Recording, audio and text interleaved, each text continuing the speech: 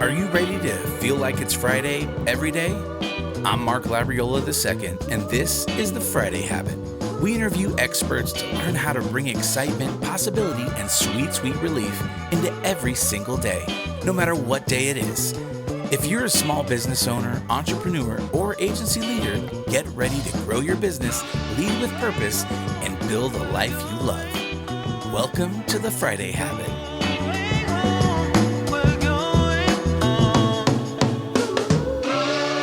All right, and welcome back to another Friday Habit. We are here on a beautiful day in the neighborhood, if I do say so myself. And I have an awesome guest with me today. If you ever were curious about leadership, how to become a better leader, or leadership transformation, we have Jennifer DiMotta on the podcast today. And Jennifer is a seasoned expert who specializes in transforming the typically soft and intangible field of leadership coaching into a structured, actionable, and results-driven practice. Her unique approach to operationalizing, it's like a weird word to say. Yep. The way that she operationalizes leadership has empowered countless leaders to achieve measurable growth and success. And through her insightful framework, which I'm hoping we get into today, the 6 steps to becoming your own leadership coach, I'm excited to kind of have this conversation. So, Jennifer, hello and welcome. Thank you, Mark. I'm so glad to be here. DiMotta, is that Italian? Yeah, it is. All right, hey. Yeah, but you know that came from my husband. So I know, but once you're in the club, it's like you get the last name. That's all. Once you're in the club, you're in the club. Yeah, exactly. It's like I'm only a quarter Italian, but it's like my last name's Labriola, and it's just like.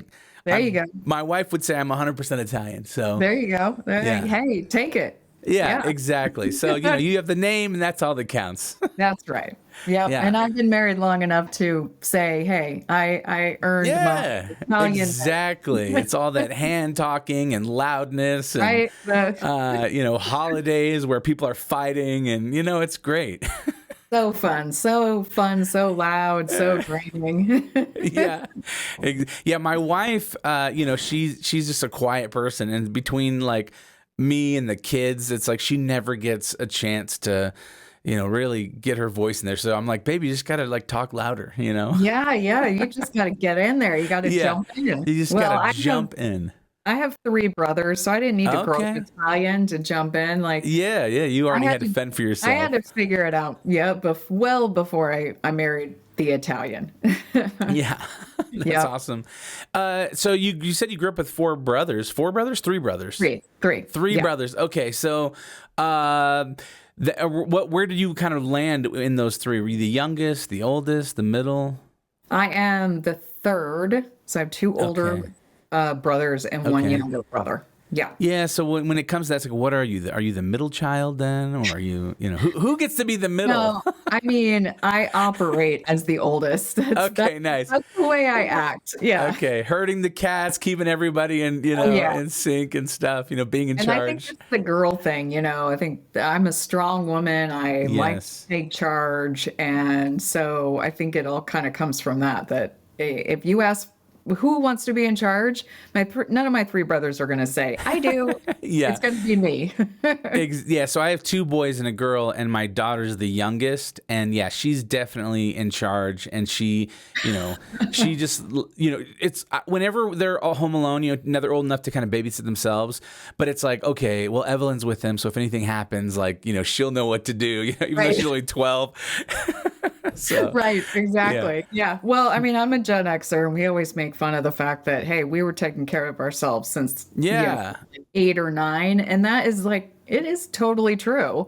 I mean, there's a lot of times where we took care of ourselves for an hour or so. We got ourselves or into more. I mean, I'm an old millennial, so like, I'm like the oldest you can be to be a millennial. So we have like a range of people, I think, in my generation where, I grew up with no cell phone or internet but then there was a point in high school when the internet, and it wasn't cell phone, it was like a pager. I got like a pager, and someone could like page me, and I could go to a cell phone or go to a pay phone and like call somebody. It was. Yeah. You'd like wear it on your pocket. Like you were so cool. Like, I have a pager. You went to the club with your pager on and you were so cool. Yeah. Totally. Yeah, exactly. And so I feel like growing up for me, it was the same kind of thing where it's like my dad, he would go to work and it would just be my sister and I home alone, like all day, fending for ourselves, making ourselves lunch. And then especially in the summertime, you go outside and you don't ever come home until like, typically it was like it dusk. Like, yeah, exactly. When the street lights come on, then you'd be home.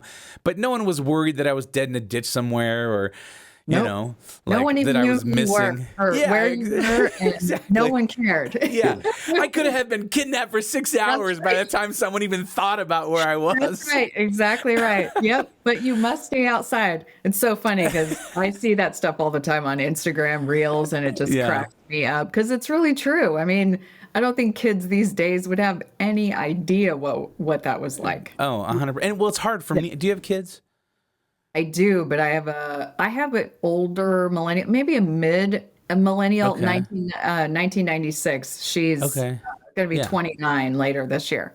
Okay, yeah. I think the cutoff was somewhere around there, where like the millennials kind of go until like around there. I think 95, 96. It's like 81 to like 96, and then it becomes like a Gen Y or something like that after Gen that. Z. Or Gen Z. Yeah. So it's funny because I feel like with the kids, I can't even get them to go outside and play. I'm like, go outside, like go adventure, go ride your bike. Actual fresh air. It's not going to kill you. Yeah, it's like that's boring. I don't want to go outside. I mean, compared to what they have, it probably is boring. I know. And I don't know how to fix that because I'm like, I'm like, well, then be bored, But it's just right. And for me, I'm like, I wanted to get on my bike and go outside and adventure and like never come back, So But times have changed, So did you grow up where did you grow up? So I live in Omaha, Nebraska now, and that's my hometown. I grew up in Omaha, Nebraska. Nice. I moved away in my 30s for about 18 years. Did you go to Colorado at one point? I did. One of the places I went to was Colorado. Because I think on your LinkedIn, there was something about you like getting an award in 2014 for like Colorado's something. And I was like, because I'm in Colorado. We're here in the Denver Tech Center. So I was in Denver. Yep. Okay, awesome. Yeah, so I was like, oh man, too bad you're not still here. You could just come here to the studio and we could record in person. Yeah. Yeah. Next time, if you're in Denver, just hit me up and then you can come by the studio and we can have another conversation in person. So that'll be fun. But Omaha's, it's kind of cool. It's cool. It's a vibe, and you got steaks and it's like America. Yeah. Oh yeah. It's the middle. It's the heartland of America, right? Like I thought it was terrible growing up, to be honest. And I left and I was so ready for something else. And I had that something else for 18 years. And then, I always come back to Omaha. My parents live here. I have friends that are here. I have actually real estate investments here. Okay. I'm back often. And the last few years, I was like, wow, this city is getting really cool. Like the restaurant scene is cool. Yeah. The entertainment scene is cool. And we were just thinking about where could we live where it's a better cost of living? Yes, that's the big question thing right now, right? Like, I mean, how can you afford a house and how can you afford to live? And where can we live where we get a good cost of living? And I talked to my Italian husband, who is an Italian New Yorker. Okay, nice. And I said, hey, I know of a place. Maybe we should consider Omaha going back. And we did. And we moved back a year and a half ago. Yeah, I think when you leave a place and you get sucked into the hustle and bustle of like the city and just all this stuff, at some point I feel like when you go back to that small town or home or whatever that might be, it feels just a little more comfortable, slower paced, less stressful. Yes. And there's something to be said about that for sure. I know I have a cousin who lives in Brooklyn, and so I'll go visit. My wife and I will go visit in New York, or and go visit and spend like 3 days out there. But really, after that much time, like 3 or 4 days, I'm so done with the city and the hustle and bustle and like concrete everywhere. And being here in Colorado, we have the beautiful mountains. It's just like just looking out there and watching the sunsets. I'm like, oh, this is amazing. It's so beautiful. Yeah. We do miss Denver. One of my younger brother lives in Colorado Springs. Oh, okay, nice. So I get to go there often. But I love, yes, the sunset, even the sunrises when they turn the mountains, the horizon purple, like pink. oh, Yeah, exactly. gosh, It's so good. The air is just gorgeous. It's so clean. It's just that's one of the best things, like just breathing in that fresh air. Omaha, I've been there several times. There's some humidity for sure, you know. And it can be that bitter cold, especially because that humidity just like cuts through right to the bones, and makes you freezing. And then definitely hot. Not as hot as like Oklahoma or somebody like that, but it can get there. Yeah. I mean, the great thing is for me is, I was here for 30 years, my first run around, and I know this city like the back of my hand. So, we just go places without a GPS or anything. I know where to go. Just and know it's everywhere. Comfort. Yeah, there's a comfort in that. Yeah, I love that. Well, one of my employees is a massive Nebraska fan, so she has got all the memorabilia on her, desk. And then she got married a year and a half, 2 years ago now. And her fiance at the time, or boyfriend at the time, took her out on the field and asked her to marry, him on the football field, so dreams come true. But I feel like those, Cornhuskers are diehard fans, Oh, totally. 100%. We're in tears if we win. We're in tears if we lose. Like, we are so in it. Like, yeah. But I do love being I was in the East Coast for about 15 of those years. And nice. I love being in the Midwest because, frankly, you can get anywhere in this country from the Midwest really That's easy. so true. That is so true. Especially Omaha. I feel like whenever we'd go up to like Idaho, or we'd go up to like South Dakota or something like that, like it's like sometimes we drive through Omaha to like get up there, and then you got Illinois and everywhere else is kind of like this hub, to get places. It is. So. Yeah. I've got people go from Denver to Chicago, and they're like, hey, can we stay with you in Omaha? We spend the night on your couch? Yeah, it's literally halfway through. So sure. Yeah, no problem. Listen, if it's good enough for Warren Buffett, it's good enough for anybody, right?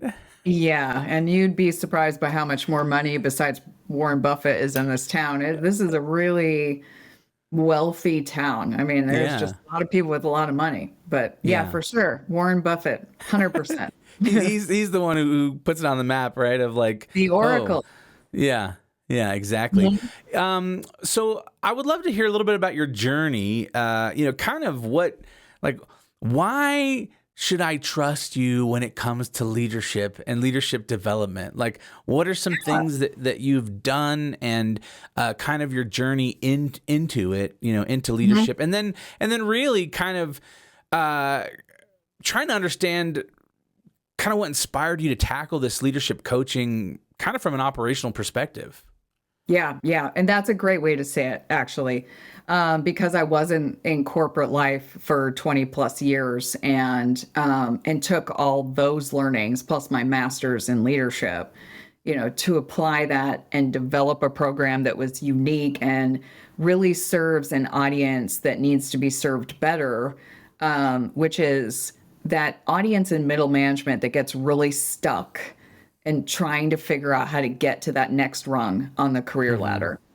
And, but anyway, starting back, and I think I've literally always felt like I wanted to be a leader in some weird thing since I was young. Like we just talked about how I'm the one that's going to raise my hand and I'll take charge. Literally, that was me growing up. I wanted to be in charge when I was growing up. Well, I think there's a thing where it's like, I think that leaders are definitely born. Like I think there's an element of there's people who are but then on the other hand of things, I think that people can be become leaders, right? They can be taught. Like there's 100%. systems and processes that you can do it. It's kind of like, I'm a singer, and so it's like I was born with a voice at like a young age. I could sing really well, and like Nice.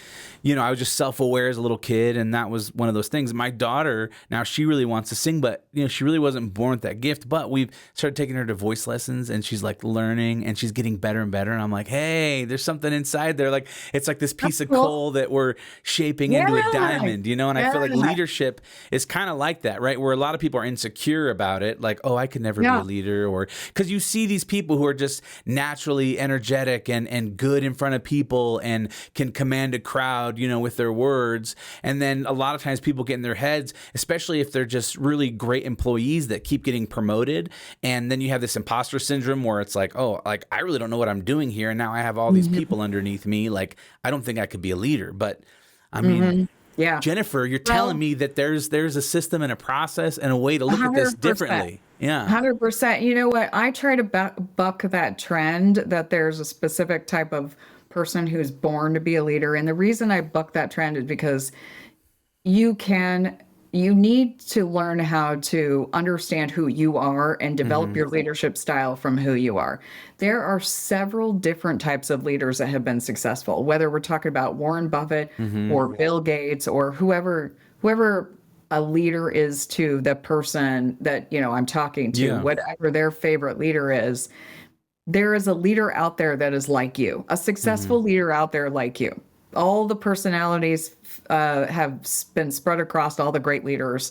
There is not just like this one given personality that every leader has fit into. So that's the great thing, is anyone can be a leader if they want to. They just need to learn how to lean into their own leadership style, which is something I teach.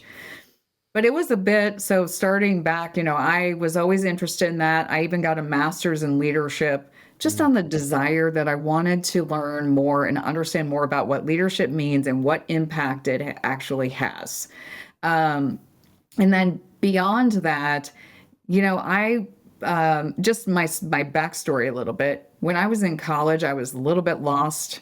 I was a little bit changing my major 3 times, trying to figure out what am I doing with my life. And then halfway into being in college, I got pregnant, and father, walks away. True to form, my parents, who I love dearly, said, you know what, you make a decision to do this, you need to financially and emotionally, get into this decision. And I think that was the best thing they could have done.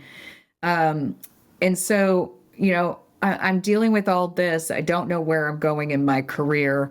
I have this now baby. I'm making $9 an hour. Oh, yeah. It was a tough world, but you know what? It really, actually, it helped me get clarity on where I wanted to go, and it helped me push myself. And, back then, I don't think I knew anything about what a coach was, or the value of a coach. And I slugged through every rung on that career ladder. It was tough. I was making mistakes. I was learning. I was figuring it out, and I was getting through those rungs on the career ladder. But it was taking me some time. 10 years in, I'm getting to the VP level. 10 more years in, I'm getting to the chief officer level. And I looked back and I thought, you know what? No one was telling me what it took. Sort of the secret sauce, if you will. Yeah. No one was telling me what it took to get up those rungs. It was brute force. Yeah. It was me, just having just that aggression to get somewhere. And not everybody wants to move like that. Not everybody wants to kind of push their way up the ladder. Yeah. Why do you think that is, as far as like, why wasn't there more people to kind of come alongside you or give you like, hey, you can shortcut doing X, Y, and Z? Yeah. You know what? I don't know if enough people understand, because if you think about, if you've been in corporate life, and I was in corporate life for so many years, that, when you accomplish tasks or you accomplish things at a certain level, that makes you promotable. But that's not really what it takes to be successful at the next level. So what happens is you might have these great accomplishments, and some of that is based on luck. What do you get in front of you? And then if you accomplish those things, you get to the next level because you accomplish those things. And then half the time, you're not going to be successful at the next level because no one taught you the soft skills of being a great leader. And that's the big gap, right? Everything is taught by how well can you achieve responsibilities and tasks. And there's not a lot of teaching in how great of leadership skills do you have? Meaning, where are you at on the emotional intelligence scale? Where are you at in communicating effectively? Where are you at in strong people management? Where are you at in, all these sort of soft skills, inspiration and motivation, one of the top skills that people want in their top executives. Yeah. No one teaches you inspiration and motivation. So basically, I figured it out and I thought, this is way too hard. I want to package this up. I've spent so much time getting to the top. I was chief marketing and digital officer of a $22 billion company. Wow. I had over 500 people underneath me. I said, I want to spend some time going back, figuring out what it really took. How could I have been more successful through this? What did I really need to have as I was going up this career? Package that up and put that into a leadership program that helps those middle managers. And I work a lot with directors, senior directors, early VPs, and they're stuck, feeling literally stuck. They don't know how to get to the next rung on the ladder, but they want to get to the next rung on the ladder. Yeah. Package this program up, put it inside a methodology, because I'm very big on things not being soft. Yeah. The Friday habit, right? Like, I'm big on habits and structure and things like that. And naturally, coaching has been a bit soft. In general, if you hire a coach, you might get on a call with them once a month and, you have sort of a soft conversation with them, right? Yeah. How are things going? Why didn't you get to the task that we talked about you getting to? Like, well, try better next time and when we meet, That's right. Right? It's sort of like therapy. It's a little bit soft. The progress is not quite going to be there. And I'm not saying there aren't great coaches, because they're amazing coaches, but I have a certain belief with how hard it was for me to get to the top level. And I wanted to make that easier. I wanted to make it more known. I wanted to open up the transparency, democratize what it takes to get to the next level, and package that up in a program for those middle managers who are stuck but have that passion to get to the highest level.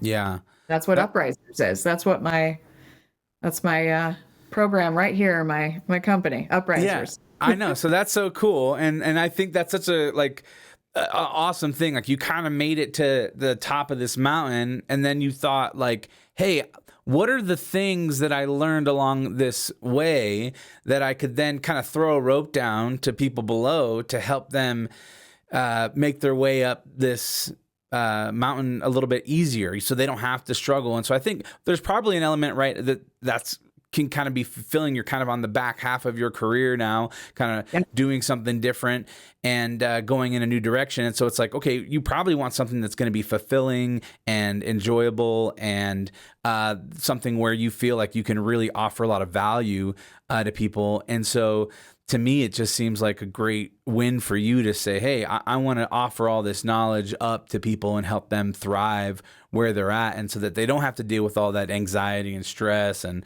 all these other type of things that maybe you had to deal with as you were coming up. That's right. That's right. And, it's I don't think that people know how valuable coaches can be.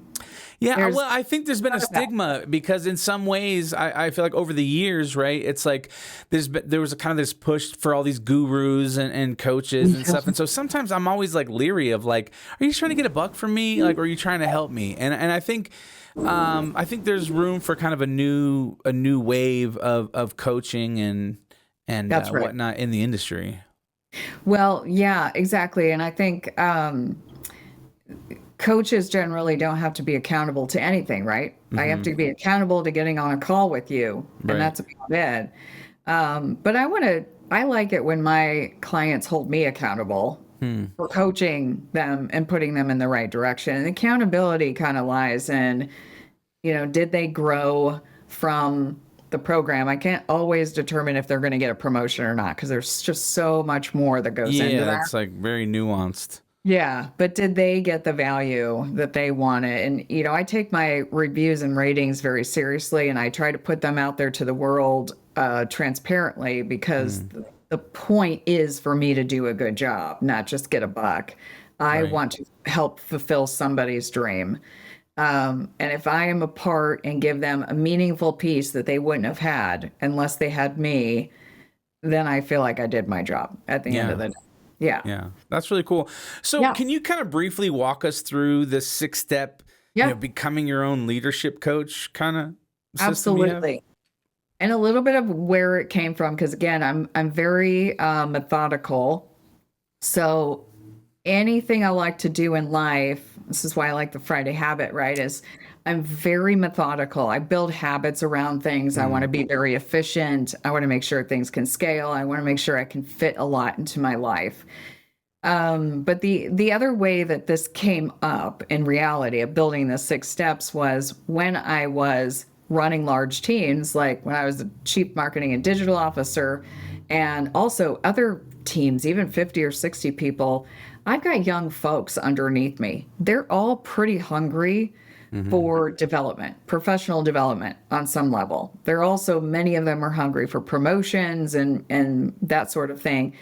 And I thought, and as much as there are great HR professionals, there are also many that are not necessarily fantastic when it comes to talent development. They're more compliance related. So what happened was I don't necessarily have the greatest partners in crime on the HR side. So I now need to come up with something that helps these individuals fulfill professional development. Right. And I thought, how am I going to do that with so many folks? And I thought, if I create a system and I put them all on the system, which essentially makes them do a majority of the work, but I put them on this methodology, the 6 steps, then I can help them make progress along the way without all the weight being necessarily on me. Right. And that really worked. So I thought about that. That was a big piece of how Uprisers came into existence, was I had a need to help so many people in my corporate life do professional development that I created these 6 steps for them. And then I really tightened it up and just made it a little bit more. So it's not just some theory that you read some books about that because that's another thing, right? It's like these gurus teach about stuff that they just have read about or learned about, but they've never actually been in the trenches, like doing the thing. Right. And so again, here you are, like taking that experience and knowledge, and so you're offering that up. And I think you're coming from a place of like you've been there and you've done it. So I think that's awesome.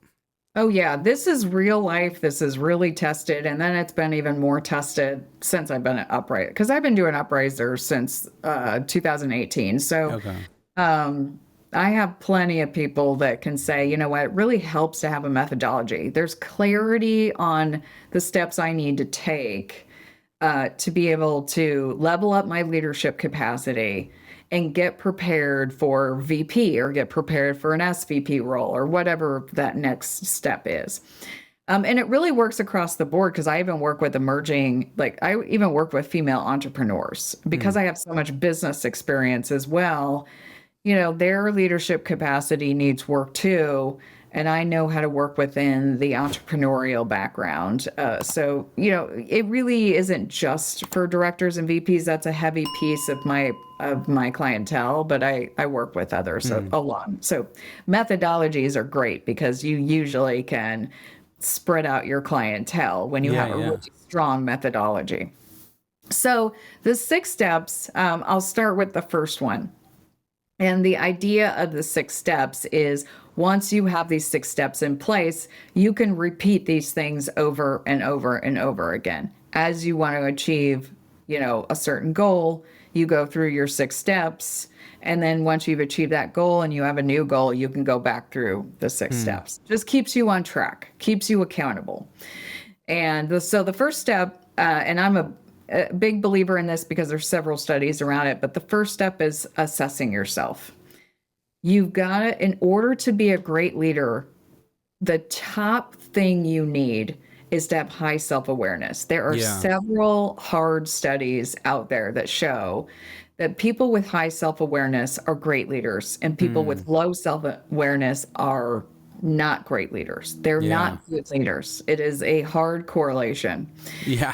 I've seen that. And it is Right? interesting because it is one of those things where a lot of times you see somebody who's the CEO or, the head of a company or, running a business, and nobody likes them, and Right. you're like, why doesn't anyone like them? And then you meet them and you're like, oh, like they are so unaware of anything else going on around them. And Great they're just so example. focused on themselves. And it's just it's a bummer. And you wonder, like, how did that person become the leader of this company? Oh my gosh. Perfect example happens so many places, right? Not just the CEO, but there's other C-levels or other leaders. Yeah, And, yeah, and I exactly. get this quite a bit. My clients constantly talk about their boss, right? Is their boss is just not aware and whatnot. So awareness is the first step. And we spend a lot of time on this. I spend a lot of time with my clients, and I have picked assessments that I feel are the most valuable to somebody's future. The first assessment is StrengthsFinder. Have you Yeah. ever heard of Of course. StrengthsFinder? Yeah, yeah. Yeah. Yep. And I love the idea. I probably spent too many years in my 30s trying to figure out how to fix my weaknesses. And it frankly was just a waste of time. Yeah. It's I like focus on the things that you actually are do good great, at. Yeah. right? Yes. Yeah. So leveraging your strengths is one thing we work on. Like when I work with a client, I work the entire 12 months, 24 months, whatever the time frame is, on helping them leverage their strengths, because I'm a big believer and I've seen it happen. If you leverage your strengths and you try to make those more apparent through your career, it will naturally crowd out the weaknesses. Well, and it kind of goes back to what we were talking about earlier, how you were saying like anybody can be a leader, right? It's not just that Yes. one specific personality type that Yes. is qualified to be a leader. And again, I think that's really great to understand those things, because I think as an entrepreneur myself, there's you get sucked into the culture of like hustle, grind, crush, wake up at 4 a.m. and here's the way that you do things to be successful. And a lot of times I always felt like, man, this doesn't really gel with my personality, or like I don't really like feel energized by any of this stuff. It's Yep. draining, but then it's like, well, that's what you're supposed to do. Like, and so again, when you're leaning into your strengths and what you're good at and like developing those, right?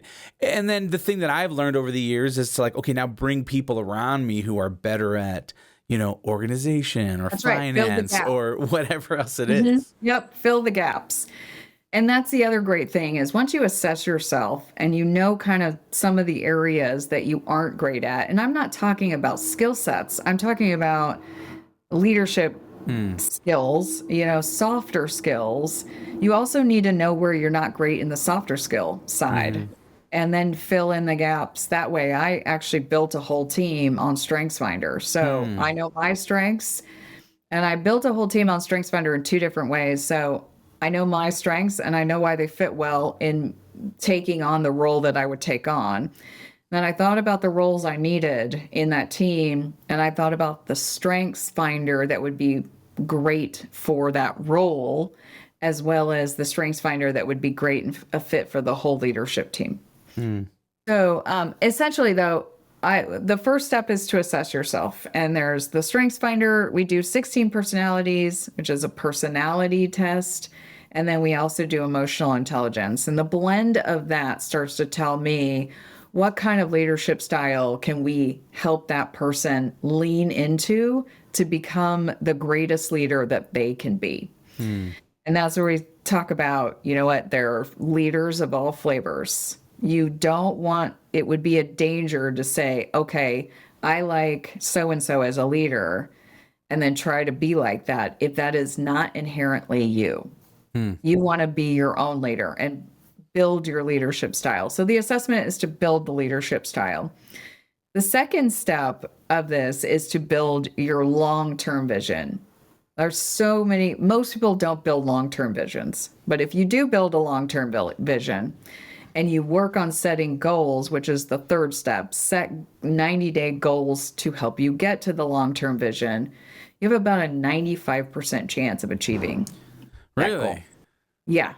Wow. So, Interesting. and there's a couple other pieces to that, but getting it down on paper, the long-term goal, breaking it down into 90-day increments, and then having someone like me to hold you accountable to that is going to give you a 95% success rate on achieving that goal. Well, it's kind of like having a coach at the gym, right? Where it's like, Yep. man, if my alarm goes off and nobody's waiting for me at the gym, I'm probably just going to sleep in and not go. But if I know that someone's there waiting for me and is like ready to get to work, I'm going to be like, all right, I'm going to get up and go.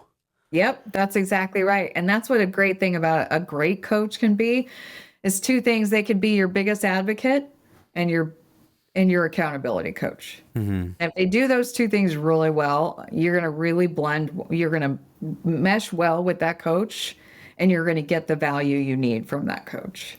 Yeah. So the first three steps are assess yourself. Second step is to build that long range vision. Mm-hmm. And the third step is to build the 90-day goals that help you reach that long range vision. I know I had a client that she was in a group session, and she said, my goal is to be the CHRO, Chief Human Resources Officer. It was just clear as day. That's what she wanted. Yeah. She was at the time, I think she was like director of talent or something like that. Within 2 years, she was the CHRO and still remains the CHRO today. Yes. Yeah, like if you paint a clear picture, you will, and then you paint the steps to achieve that clear picture, you just have a much higher likelihood. And that's why I make sure it's part of our, and oftentimes I have clients start with kind of just spend 5 minutes just typing thoughts about your vision. Cause it's really hard. You're like, I don't know where I want to go. And they get really soft. I want to have a great life. I want to grow in my career. And I'm like, that's just too soft. You have to harden that a little bit and usually I think they're afraid of just throwing that stake in the ground and saying, this is what I want. Yeah. Because we haven't been taught to do that. Right. Call it out, put it out in the universe. This is exactly what I want. And so we spend a lot of time on that vision versus the goals get easier. If we get clear on the vision, the goals get easier to create. And that kind of builds the first basis of the 3 of the 6 steps. Well, and totally, like it's one of those things where if you know where you're going, sometimes you can kind of reverse engineer of like, okay, what are the things that I need to do in order to achieve these certain things? Because now I know I'm shooting for this goal. So that means I need to go from where I'm at, maybe get another promotion and, do X, Y, and Z, and then make it to where I'm trying to go. And I mean, even as an agency, a creative agency, it's like, if we set financial goals for ourselves, it's like, okay, well, we'll do the math. Now I have to have this many clients and we have to, do these many, sessions in our different studios and X, Y, and Z in order to achieve that goal. And so a lot of times you just bounce around aimlessly because you haven't put something down in stone. And so then you don't really know where to work backwards from there. That's right. Yep. Keep the end in mind, as Stephen Covey would say, right? 7 habits of highly effective people. And when people do think far out and then get clear about that, the motivation to get there is really strong. I see the growth in the motivation. They get a lot of energy from it. And there is some proof inside studies around that too, which is really exciting. It's really cool. How do you help people kind of maintain that excitement though? Because sometimes, it's like January 1st, everyone wants to go to the gym. And then by I don't know if they say it was like the 3rd week in January or something like that. Or by February, most people have fallen off the wagon and given up that vision or goal. People who generally go, they don't have a personal trainer, right? They're not truly committed versus some of my clients, we do monthly goals. Some of my clients, we do 90-day goals. It depends on how disciplinary I think they are. If they don't show a lot of discipline on the 90-day level, we go down to monthly goals. Okay. And I meet with them monthly as well. And I make sure they're feeling the not only the accountability, but the the fact that they can achieve that if they really wanted to. Sometimes people are kind of like, it's too hard. Like, well, have you really given yourself enough credit for the things that you've done so far? Yeah. It just depends on why has that goal or why has their progress broken down? So finding out why the progress is broken down is very helpful for me, so I can figure out how to help them get back up to that progress and start moving along again. Yeah. Reminding them, remember, you want that VP role, right? You want to see yourself in that VP role. So these are just the steps it's going to take to get there, or whatever that long-term goal is. I've got another entrepreneurial client that wants to build her business and triple her revenue in the next 18 months, more than possible, just given her past run rate. And so, like you said, that's the BHAG, or big, hairy, audacious goal is to triple the revenue on the top line. And then we have broken those things down on a monthly basis, and we meet on a weekly basis to make sure we're on track of the monthly goals. And we get into that habit of doing that every single week so that we have the visibility and the trackability of hitting those goals. And then we have certain things that we do. Okay, if you're on track, celebrate the win. Great job. Let's keep going. Let's recognize our success. If we're in the yellow, I tend to use a green, yellow, red methodology. So if we're in the yellow, where it's like we're close to goal, but we're not quite hitting it just yet. Okay, what can we do to close the gap? Let's write 3 things down, and let's get those 3 things done either today or tomorrow. And urgency is a factor too. If you let people wait too long, goals fall off, right? So you got, as a coach, you got to encourage them to do it now. Now is always a great time, not tomorrow, like now. How can you make time right now? This was the most important thing to you, should still be the most important thing to you. So there's different phrases coaches need to use to help people stay on track, because people do fall off their goals. Yeah. We struggle to be disciplined as a human race. That is not our biggest strength, is discipline. Not at all. So coaches can help you be disciplined. So what are the next 3 steps, That's right. in the system? Yeah. And the first 3 steps are very foundational, right? Makes a lot of sense. Assess yourself, build your long-term vision, and then break that down into SMART goals that are either in 90-day increments or 1-month increments. The next 3 I would call like taking it up a level and being a Tom Brady level of what you want. The GOAT, what you want your leadership style. It's kind of, this is the extra stuff that if you really want to go, if you want to go the extra mile, and you should want to go the extra mile, and some people do and some people don't, right? I don't have a Tom Brady on a call every single hour in my week, but I do have some Tom Bradys, and they take it to the next level. These 3 steps make sure it's kind of, they're getting to now that 99% chance of hitting their goals. Yeah. One is they need to find an accountability partner outside of me that's truly going to be hold them accountable. And I can tell you, the people who do hit goals have accountability partners. There is a really strong correlation between those two. They have people that they have to report to, because we feel more accountable when we have somebody that we have to tell our goals to and our progress to. Yeah.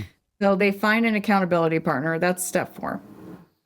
Step 5 is unique. But again, a lot of this is research backed. And I made sure it was research backed because it's important to do something that makes sense for us, right? But this is reward yourself for all your successes. You know how many times we go through our lives with all these great things we've done, and all we're ever doing is looking to the future of the things we haven't done yet. It's nonstop. I hear it all the time. Yeah, but I haven't done this, this, and this. And I say, well, what did you do last week? And they'll say, well, I got this thing done. And I'm like, did you reward yourself for that? I don't even care if you walk down the street and got yourself a chocolate bar. I mean, whatever you want to do. And we establish a reward system. By the way, my 6 steps are sitting inside a leadership playbook template that I offer that I work from really with all my clients. Yeah, so nice. we work inside a leadership playbook template, and we establish a reward system. It's really important for both motivation now and continuing to stay motivated to reward yourself for your successes, because we just don't spend enough time on that. Yeah, So, I think a lot of times, I mean, I know for myself, it's one of those things where sometimes I do hard things and I don't realize they're hard until someone is like, dude, yes, not everyone does that. Or like, like not everybody thinks like that or works that late or does whatever. And I'm like, oh, like, so sometimes I think it's hard as somebody who's, trying to be a good leader or, trying to develop themselves. Sometimes it's hard to slow down and stop and look and be like, oh, like I am different than most of my peers or whatever. right? That's exactly right. And I'll do the same thing. I mean, I'm also just a human, right? And I will sit here on Friday and think about all the things I didn't get done that week. And my husband will be like, "Well, you just told me you did a podcast on the Friday Habit, and then you did a webinar after that. How'd you not do anything?" I'm like, "You're right. Let's go have a drink. Let's go have a drink. Margaritas for everybody." That's right. You're right. It's time to reward myself. I need to live my own 6-step system." So I'm really adamant that people reward themselves. And I've had the funniest conversations about rewards because we're kind of living in a world where we just buy things. Yeah. Oh yeah. Amazon, just, same day. We Just click it and buy it. I've had the funniest conversations. So I've, on some level, I've encouraged people like, hey, what if you didn't buy that? What if you put it in your cart? And if you, at the beginning of the week, your Monday habit is to say, what are the 3 most important things I have to do this week? Just 3. And even better, if you just had 2, that would be fine. And then on Friday, if you got those 2 done, then you go to that Amazon cart and you actually click buy now. Instead of just buying it just to buy it. Just delay the gratification a little bit. Delay the gratification. Yeah. Tie the thing you want to the thing that you just successfully did. Tie those 2 things together a little bit. You're going to feel better. Like, let's say I'm addicted to books. Like, I buy books nonstop and I like hard books, Okay, so, old school. You're just like Gen 100%. Xer cracking open a fresh book, smelling the inside of it. Right? And it has to be hardbound. Yeah. So I've got one sitting in my cart. And I will wait till tomorrow and I will look back and I'll say, okay, did I get my 2 things done that I wanted to get done? They were the meaningful things of the week. And so did I get those 2 things done? If I did, I'm ordering that book. Well, when that book shows up, it reminds me again of the fact that I was successful in achieving the 2 things that were most important to me this week. So, these things have a way of keeping us motivated. And, I know you're younger than me. So when you get to my age, I'm in my 50s. It's hard to stay motivated. Energy goes down. So you've got to find these things that are habits that you've built that can help sustain energy and sustain motivation. I can tell you this is absolutely 100% one of them.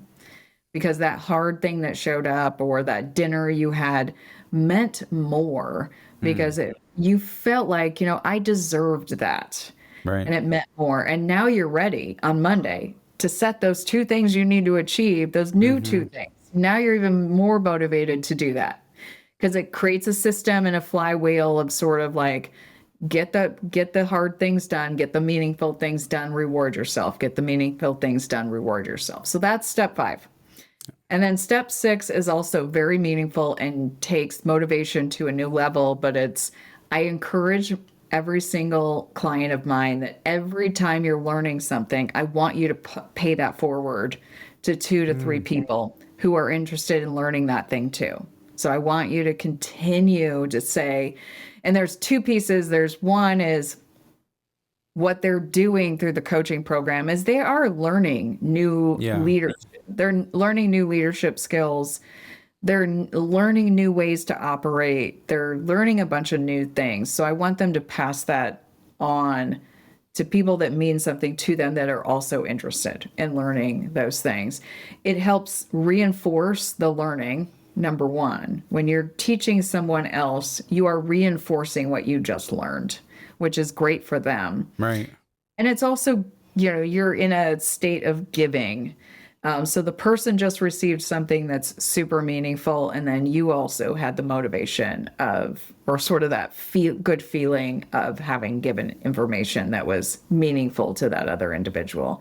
So I have step 6 is a pay it forward act that we also try to create is inside that flywheel, so that we're constantly delivering, not just, delivering advice just for the sake of delivering advice. They need to be around enough people where they're figuring out who's interested in this information, who's going to receive it, and receive it well and take it and utilize it well. So and then that's in turn like developing themselves, right? Like looking into other people's lives and trying to lift them up and encourage them, and taking kind of the attention off yourself and kind of trying to step out of that, self-centeredness and get some more self-awareness.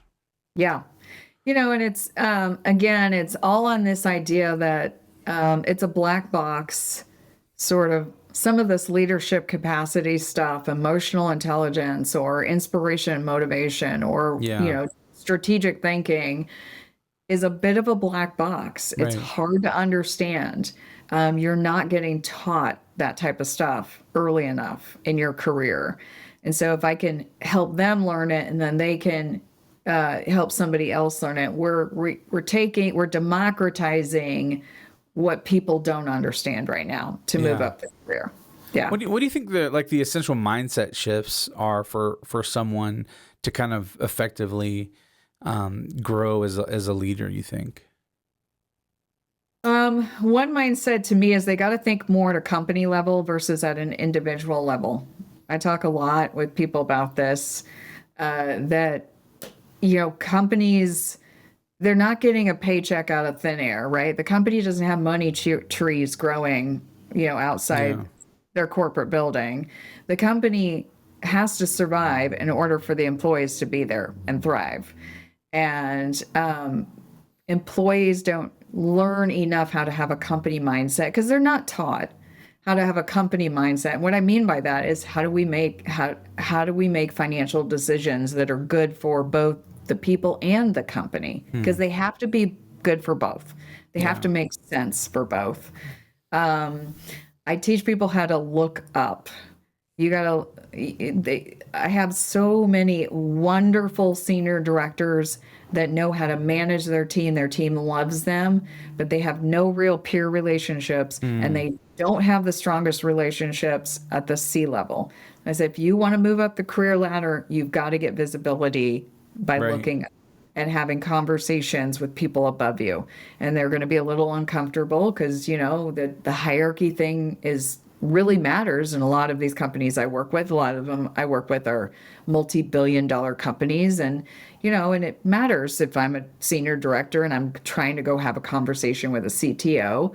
But to get the visibility and to get themselves in the room of certain conversations that are at a higher level is really important part of starting the process. You got to push yourself out of your comfort zone. You do. Financial acumen's a big deal. It is still, I'm just surprised how few individuals really understand financial acumen because it drives every single decision. And so I teach, I have a lot of financial acumen. My background of running businesses has allowed me to learn a lot about financials of a business. And this is also a part of my program is to help these individuals understand why do you need to understand financial acumen to go up the career rung, because it's essentially, it is the center of every decision that needs to get made. No decision can get made without an understanding of the financial impact of that decision. Yeah. Yeah. That totally makes sense. Yeah. Well, I'd love to talk just briefly. I know we're kind of running out of time here already, which time flies when you're having fun. Yeah, for real. I'd love to hear a little bit about just your personal entrepreneurial journey and becoming a coach, running your own business and doing all that. How has that been for you? And when did you said you took the leap in 2017, 2018? Yeah. Mm-hmm. Okay. And 2018, yeah. Okay, nice. And so from there you kind of like, did you already have maybe a few clients that you were consulting or coaching, and then you're like, hey, let me really put this into a structure and then focus, building a website and like doing all these other aspects to like build your coach business? And then where do you get coaching from? Like where are you like developing and trying to become a better, business owner and all those other kind of things? Right. And so in 2017, I left the corporate world, and actually I always led large kind of teams in either the marketing and or e-commerce capacity. Okay. So I have a lot of background in those technical kind of functions.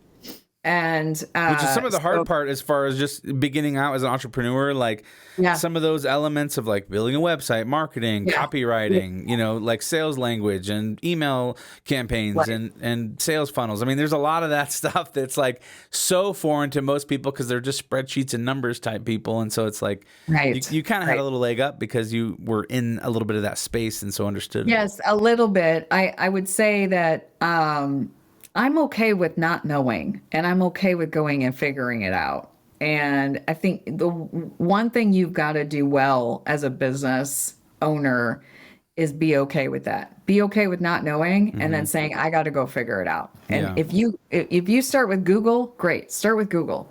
Call your friends, call your network and figure it out, because there were still a lot of other things I needed to figure out. Like, how do I form an LLC?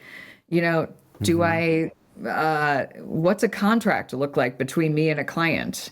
What do I charge? That's a big question I get a lot. Like, not what do I charge, but when I am working with other business owners. How do I price my services? How do I price my services? You've got to be okay with not knowing things. You got to be okay with just doing some research and see if you can kind of get a general idea. And then you got to be okay with just throwing something out there. Yeah. I have thrown things out there that are just too low priced. And then I'll inch the price up as time goes along.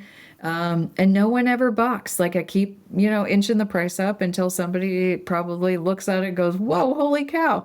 But I haven't gotten that yet. Well, I think too, there's an element of, as an entrepreneur, we don't think that what we do is special, or we don't think that what we do is unique, or that we're unique or something like that. And then we have a hard time of valuing ourselves like into the marketplace to be like, oh, I'm worth this much, and again, it's just some of those limiting beliefs and mindsets that you kind of have to change, I think, in order to grow and develop and really put yourself out there. So And I just went to Atlanta to see a client yesterday, and she's got a little bit of the syndrome of thinking that she doesn't have a strong enough product to charge enough.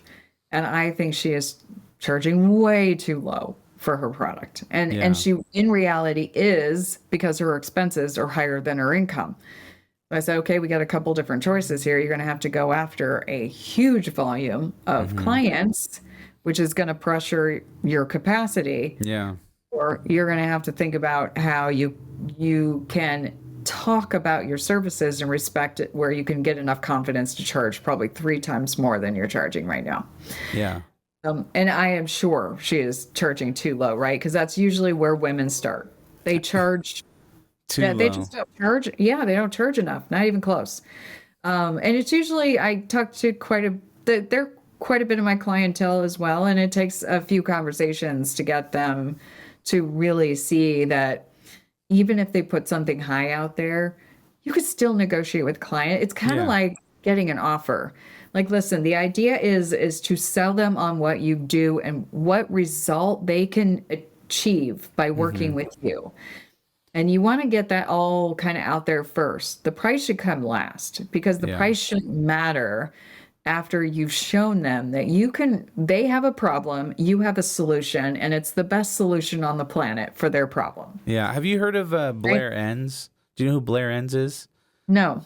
He has a whole program called value-based pricing. Okay. And, I mean, I would highly recommend looking into him, because it really, he goes through a lot of those different things of, essentially, you look at something like the Nike logo, right? I think it was like $300 for that designer to design that, but that is like $1 billion brand. And so it's like, when you think about the value that that graphic designer added to that company, it's almost invaluable, right? And so it's like kind of thinking about that and then valuing yourself based off of the value that you're bringing into the project that has endless potential for growth, so. Right. Yeah. Yeah. And the reality is what you sell your product at is how people are going to view your product.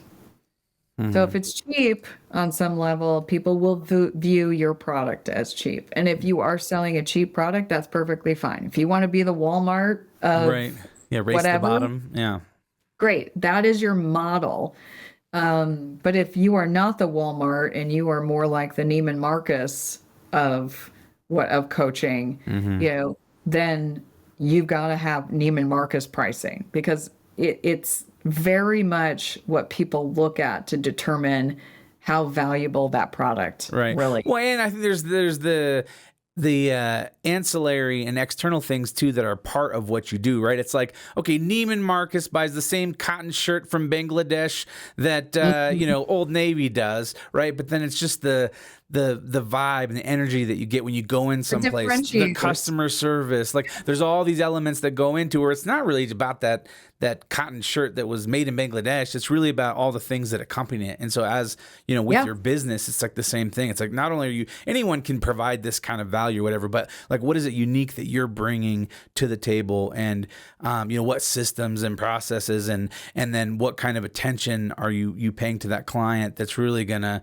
give them a good experience, that really that's what you base your price on. So what is your differentiators? And when you message, the hardest part for a business owner to me is to show how much they believe in their product and service, how much they believe it will solve that client's problem. And that is one of the best ways to solve that client's problem. It's really the messaging. It's really, how do I communicate to you that I can help you? Yeah. Well, hey, listen, it's been awesome hanging out with you and chatting and having this conversation. If people wanted to connect with you further, get to know you more, where's the best place to reach out and connect?